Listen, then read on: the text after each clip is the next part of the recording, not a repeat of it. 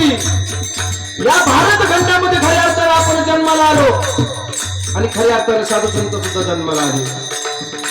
संत या ठिकाणी पृथ्वी तलावरती अवतार धारण करतात. तुम्हा जनजीवाचा उद्धार करण्यासाठी संत जन्माला येतात. आपलं हित करण्यासाठी, आपला उद्धार करण्यासाठी खऱ्या अर्थाने संत जन्माला येतात. खऱ्या अर्थाने या धर्माचा पाया ज्यांनी रचला, या वारकरी संप्रदायाचा पाया ज्यांनी रचला, खऱ्या अर्थानं मी त्यांचं प्रथम नाव घेईल. जगाची माऊली माऊली ज्ञानोबा आहे, ज्यांनी खऱ्या अर्थाने संप्रदायाची या भागवत धर्माची स्थापना केली. संस्कृत मध्ये असणारी गीता, भगवान श्रीकृष्ण परमात्मा अर्जुनाला जी गीता सांगितली, त्या गीतेचं भाषांतर मराठी भाषेमध्ये केलं की अशी असणारी ज्ञानोबा आहे. खऱ्या अर्थानं संस्कृत गीता चलना पुराणा, गीता संस्कृत गीता चलना पुराणा, संस्कृतमध्ये असणारी गीता मात्र तुम्हाला जीवनात कळत नव्हती. म्हणून खऱ्या अर्थानं 11व्या शतकामध्ये भगदत्ता तारो या ठिकाणी ज्ञानगत जन्माला आली.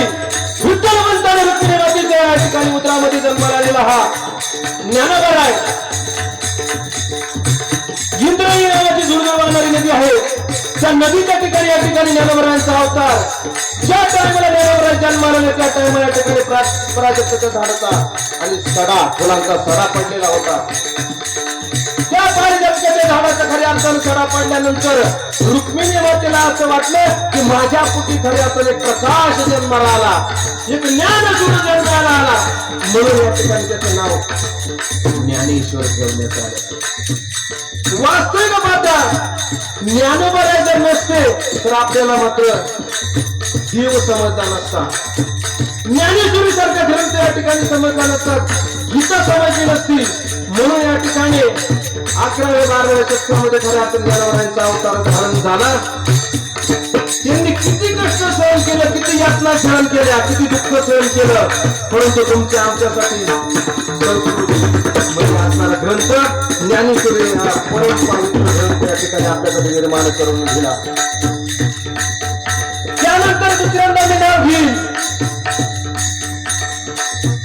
शांतीचे प्रवर्तक असणारे शांत संत आणि श्रीमंत असणारे एकनाथ महाराज. ज्या टायमाला संत ज्ञानोबांनी समाधी घेतली आणि समाधी घेतल्यानंतर त्या ठिकाणी समाजावरती परत या ठिकाणी अज्ञानाचा पगडा निर्माण झाला. ज्ञानोबांनी समाधी घेत असताना ज्ञानेश्वरी त्यांच्याजवळ घेऊन गेले आणि एकनाथ महाराजांच्या स्वप्नामध्ये जाऊन ज्ञानोबांनी सांगितलं माझ्या कंठाला आजान वृक्षाची मुळी लागली आहे. मग संत एकनाथ महाराज या ठिकाणी आपण जर आनंदीमध्ये गेलो तर आपल्याला माहिती एकनाथ पार आपण पाहिलं असेल, आनंदीला गेलं असेल तर एकनाथ महाराज त्या ठिकाणी समाधीच्या त्या परावरामध्ये उतरले आणि उतरल्यानंतर ज्ञानोबा समाधीस्थ होते, समाधीचे एकरूप होते आणि असणारी ज्ञानेश्वरी घेऊन एकनाथ महाराज परत या ठिकाणी त्यांना मधुर जीवनाचा उद्धार करण्यासाठी प्रगट या ठिकाणी प्रगट केलं. म्हणून या ठिकाणी धर्माचा प्रसार, अध्यात्माचा प्रसार करणारे या ठिकाणी एकनाथ महाराजांचं 2 नंबर नाव घेईल. त्यानंतर ज्यांनी या ठिकाणी ज्यांचं या ठिकाणी डोक्याचं मुंडन करावं, डोक्याला सिंदूर फसावा, झाडवावर बसून दिंड काढावी, गळ्यामध्ये कपलाचा हार घालावा, एवढे दुःख सहन करणारे या ठिकाणी सद्गुरु जगद्वंदन वैराग्याचे मूर्तिमंत पुतळे सदैव वैकुंठ गमन करणारे संत तुकोबा या ठिकाणी त्यांचं 3 नंबर नाव घेईल. या ठिकाणी तुकोबराने जर वैराग्य धारण नसतं केलं तर या ठिकाणी आपल्याला पृथ्वी तलावरती सारखा ग्रंथ जीवनामध्ये प्राप्त नसता झाला. पंचम वेद निर्माते म्हणजे संत तुकोबराय आहेत. पंचम वेदाचा अर्थ या गाथेमध्ये तुकोबराने करून ठेवला. म्हणून या ठिकाणी तुकोबरायला पंचम वेद म्हटलं जातं. तुकोबराने स्पष्ट भाषेमध्ये सांगायचं वेदाचा तो अर्थ आंबाशीचा धावा आणि इतरांनी व्हावा. तुम्हाला माहिती ब्राह्मण लोक त्या टायमाला त्यांना त्रास द्यायचे. त्रास द्या ना रामेश्वर भट्टाने परत शरण आले म्हणे रामेश्वर भट्ट विजा तुका विष्णू नाही तुझा. त्या काळामध्ये जातीचा पसरलेली होती. किंमत फक्त एकाच समाजाला होती. परंतु या ठिकाणी संत तुकोबारायांचा अवतार धारण झाला. वैराग्य धारण केलं. संसारामध्ये काय काय घटना घडल्या आपल्याला माहितीये. एक बायको अन्न करता मेली. अन्न करता बायको या ठिकाणी मेली. मुलगा सुद्धा एक या ठिकाणी दुष्काळामध्ये गेला. असणारी 63 लाखाची संपत्ती गाडीवर वह्याच्या व्याजाच्या होत्या, कर्जाच्या होत्या. त्या कर्जाच्या वया ठिकाणी इंद्रायणीच्या नदीमध्ये बुडवणारे पहिले कर्जमाफी करणारे जर जगामध्ये कोण असेल तर माझे संत तुकोबार आहे.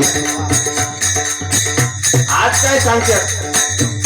आता मग तुम्ही मुख्यमंत्र्याच्या बहिणी झाला. सोसायटी माफ करायचं चाललंय. 10% हो 15% हो. परंतु त्या टायमाला कर्जमाफी करणारे माझे जगद्गुरु जगदवंदनी वैराग्याचे मूर्तिमंत पुतळे संत तुकोबार यांनी प्रथमतः कर्जमाफी केली. असणाऱ्या गाडीवर वया इंद्रायणीच्या नदीमध्ये बुडवून टाकल्या. म्हणून या ठिकाणी त्यांच्या कृपा झाली. त्यानंतर मी या ठिकाणी नाव घेईन छत्रपती शिवाजी महाराज. छत्रपती शिवाजी राजांचा कीर्तनाचा काय संबंध. अरे छत्रपती शिवाजी राजा जर नसता तर आपल्याला कीर्तन करता नसती आली. आपल्याला मंदिर बांधता नसती आली. आपल्याला आपला हिंदू धर्म जगावता नसतो आला. म्हणून या ठिकाणी मी नाव जे देणार कुणाचं असेल तर छत्रपती शिवरायांचं. हर मंदिर की मस्जिद बनती थी, हर समाज की कब्र बनती थी. अरे हे शुभा नहीं होता तो हम सबकी सुनता होती थी. म्हणून छत्रपती शिवाजी महाराज. प्रत्येक धर्म मुसलमान धर्म असू द्या ख्रिश्चन धर्म असू द्या त्यांच्यामध्ये तो धर्म या ठिकाणी पाळण्याचा प्रयत्न करीत असतो महाराज. 4 खेळ या ठिकाणी येसून पुढे अंगावरती डोचून घेतलं नाही. मात्र माझ्या छत्रपती संभाजीराजाचं असं चामडं सोडून काढलं महाराज. तो देव नाही संभाजी महाराज देव नाही. देश धर्म पर मिटने वाला शेर शिवा का छावा था. अरे महापराक्रमी परम प्रताप एक शंभू राजाचा छत्रपती शिवाजी महाराज आणि धर्मवीर संभाजीराजे या कृती तलावरती जर जन्माला आले नसते तर या ठिकाणी आपलं गीता वाचता नसती आली, ज्ञानेश्वरी वाचता नसती आली, भागवत ग्रंथ वाचता नसता आला. म्हणून या ठिकाणी मी त्यांचं नाव घेईन. अहो सांगता काय या ठिकाणी छत्रपती शिवाजी महाराज या ठिकाणी संत तुकोबारांच्या कीर्तनाला जाऊन बसत होते. आपल्याला ही घटना माहित नाही. ज्या टायमाला मुघलांनी स्वारी केली, मुघलांनी स्वारी केल्यानंतर त्या ठिकाणी काय करायचं. छत्रपती शिवाजी महाराज संत तुकोबारांच्या कीर्तनामध्ये बसलेले आहेत. नामस्मरण चालू आहे. विठ्ठल विठ्ठल विठ्ठल विठ्ठल विठ्ठल विठ्ठल विठ्ठल विठ्ठल विठ्ठल विठ्ठल विठ्ठल विठ्ठल विठ्ठल विठ्ठल विठ्ठल विठ्ठल. सर्व दरबार या ठिकाणी नामस्मरणामध्ये चिंतनामध्ये मग्न होता. कीर्तन श्रवण करणारे या ठिकाणी सर्व या ठिकाणी विठ्ठलमय झालेले होते. आणि त्या कीर्तनामध्ये माझा देशाचा राजा छत्रपती शिवराय या ठिकाणी बसलेला. मुघलांनी स्वारी केली. मुघल जसे जसे आतमध्ये शिरायला लागले, आतमध्ये शिरायला लागल्यानंतर तुकोबारायांनी एकच गर्जना केली. पुंडरीक विठ्ठल श्री हरे. या ठिकाणी शिवगर्जना झाल्यानंतर पांडुरंगाचं नाव घेण्यात आलं. आणि काय घटना घडली. असणाऱ्या सर्व मुघलांना जो समाज पुनर्वृत्तीला होतो ना सर्व समाज शिवाजी दिसू लागले. भरपूर वेळ झाला. कंटाळून गेले. शोध करायचा प्रयत्न केला. परंतु त्यांना मात्र छत्रपती शिवाजी महाराज सापडले नाही. फिरून फिरून या ठिकाणी बाहेर पडले. आणि तसेच कीर्तनामध्ये या ठिकाणी छत्रपती शिवाजी महाराज तुकाराम महाराज कीर्तनात मन एकाग्र करून ध्यान धरून या ठिकाणी एकरूप होते.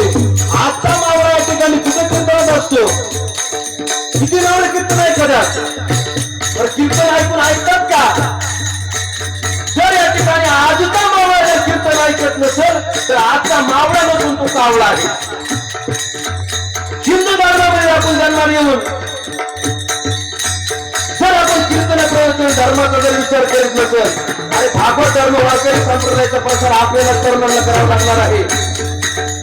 मला सांगा, आता या ठिकाणी निवडणुका चालू आहे. जिल्हा परिषद सदस्य, पंचायत समिती निवडणुकीला उभा राहणारा मतदार आहे का तरुण आहे? तरुण आहे ना. मग कीर्तनात सुद्धा काय पाहिजे? तरुण भाग्यवंत नटे आहे कीर्तनी. कीर्तनात हा कारना नटत असतोय. म्हणून या ठिकाणी कीर्तन ऐकण्यासाठी तरुण महत्वाचे आणि धर्माचा प्रसार करण्यासाठी तरुण महत्वाचे. म्हणून एका ठिकाणी छत्रपती शिवाजी महाराज आणि संभाजी महाराज यांच्या कृपादानाने या ठिकाणी त्यांच्या कृपादाने कथेचा विचार